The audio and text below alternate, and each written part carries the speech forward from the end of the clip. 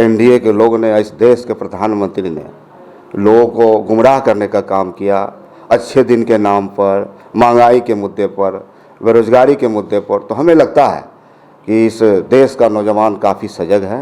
तो पूरी तरह से कर्नाटक में एकजुट होकर परिवर्तन का जो लहर चला, उसमें पूरी तत्परता के साथ उन्होंने मतदान करने का काम किया और पूरी सरकार के खिलाफ, चूँकि उन्होंने कहा था कि 2 करोड़ नौकरी देंगे, काम करेंगे, हम जो बेरोजगारी है उसको दूर करेंगे।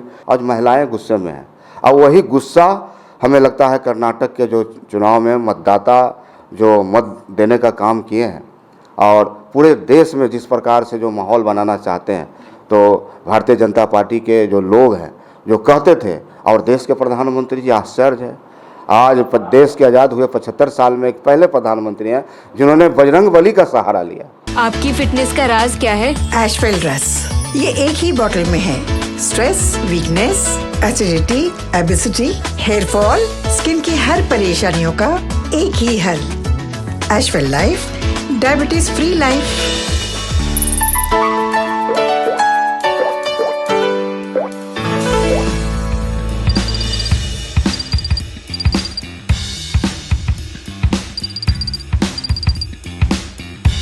कर्नाटक में हो रहे चुनाव का परिणाम आ गया है। इसको देखते हुए बीजेपी लगातार अपना बयान दे रही है, तो वहीं महागठबंधन नेता भी इसको लेकर अपनी प्रतिक्रिया दे रहे हैं, बात रख रहे हैं। 2024 को लेकर, विपक्षीयता को लेकर नीतीश कुमार भी लगातार तैयारी कर रहे हैं।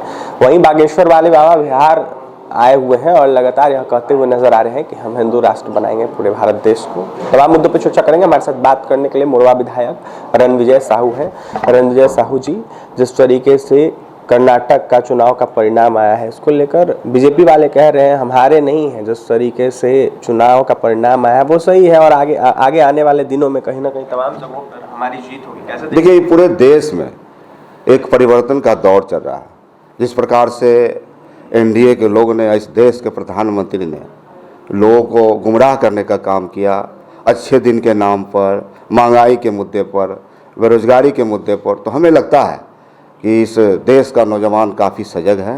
जो युवा छात्र नौजवान हैं, तो पूरी तरह से कर्नाटक में एकजुट होकर परिवर्तन का जो लहर चला, उसमें पूरी तत्परता के साथ उन्होंने मतदान करने का काम किया और पूरी सरकार के खिलाफ, चूँकि उन्होंने कहा था कि 2 करोड़ नौकरी देंगे, काम करेंगे, हम जो बेरोजगारी है उसको दूर करेंगे। इन्होंने कहा कि कल कारखाने लगाएंगे, महंगाई रोकेंगे। तो जिस प्रकार से सिलेंडर का दाम है, आज महिलाएं गुस्से में हैं और वही गुस्सा हमें लगता है कर्नाटक के जो चुनाव में मतदाता जो मत देने का काम किए हैं और पूरे देश में जिस प्रकार से जो माहौल बनाना चाहते हैं, तो भारतीय जनता पार्टी के जो लोग हैं जो कहते थे, और देश के प्रधानमंत्री जी आश्चर्य है, आज देश के आज़ाद हुए 75 साल में एक पहले प्रधानमंत्री हैं जिन्होंने बजरंगबली का सहारा लिया। तो हमारे नेता माननीय तेजस्वी प्रसाद यादव जी ने कहा कि लगता है बजरंगबली नाराज़ है। बिल्कुल कहा कि सीताराम का उन्होंने नाम नहीं लिया। तो आखिर यह देश किस प्रकार से चलेगा? यह देश संविधान से चलेगा। इस देश की जो बेरोजगारी है, जो मुद्दे हैं, उस मुद्दों पर चलेगा। तो आज देखिए, कहीं भी सरकारी नौकरियां नहीं मिल रही। आपको याद होगा कि रेल में सबसे ज़्यादा 17 लाख नौकरियां मिलती थी, आज पूरी तरह से निजीकरण किया जा रहा है।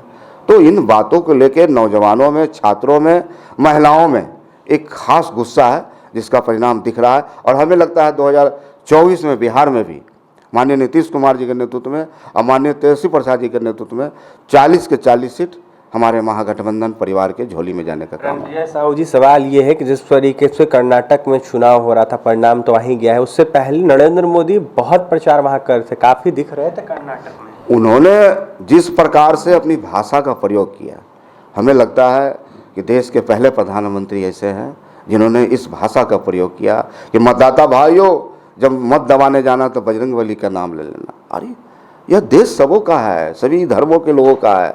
यहाँ मुद्दे हैं बेरोजगार की, रोजगार चाहिए नौजवानों को, शिक्षा चाहिए, स्वास्थ्य चाहिए, और ये मुद्दे से भटकाना चाह रहे हैं।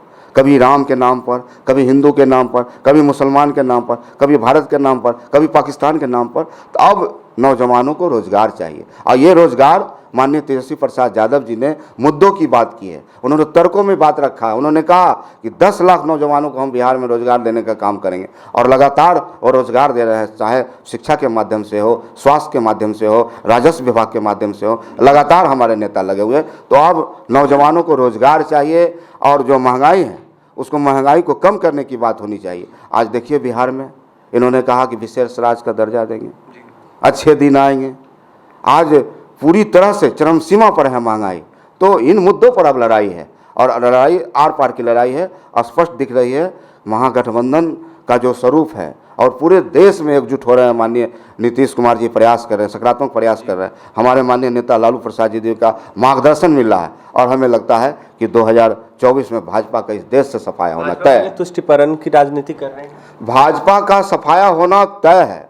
2024 में पूरी तौर पर विपक्ष और महागठबंधन की सरकार देश में बनेगी। अंतिम सवाल रहेगा रणवीर साहू जी आपसे, जिस तरीके से बागेश्वर धाम वाले बाबा धीरेन्द्र शास्त्री बिहार पहुंचे हैं, नवतपुर में उनका कार्यक्रम चल रहा है, कल वो कह रहे थे कि पूरे भारत देश को हिंदू राष्ट्र बनाने का।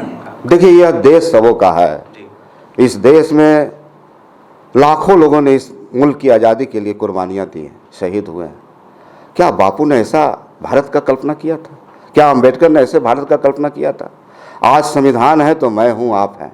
इसलिए संविधान का रक्षा करना इस देश के एक एक नागरिक का कर्तव्य बनता है और यह देश सबों का है। ऐसे बयान से देश में और उन्मादी बयान से कहीं देश में जो हमारे बुद्धिजीवी लोग हैं, बुद्ध का जो धरती है, हमारा बिहार बुद्ध का धरती है, शांति की धरती है, इनके बयानों से कहीं किसी को नोटिस नहीं है। और माननीय नीतीश कुमार जी और तेजस्वी जी के नेतृत्व में बिहार तेजी से आगे बढ़ रहा है। तो देखिए, तेजस्वी यादव या फिर नीतीश कुमार हो, उनके नेतृत्व में बिहार आगे बढ़ रहा है। तो वहीं जिस तरीके से बागेश्वर वाले बाबा हिंदू राष्ट्र की बात कर रहे हैं, सभी का ये देश है। कहीं ना कहीं देखा जाए तो तमाम लोग यहाँ, तमाम धर्म के लोग रहते हैं। तो वहीं जिस तरीके से कर्नाटक चुनाव का परिणाम आया है, इसको लेकर रणवीर साहू अपनी तमाम प्रतिक्रिया देते हैं। तो वहीं क्या कुछ कहते हैं आपने सुना है, आने वाले 24 में देखना होगा क्या कुछ होता है।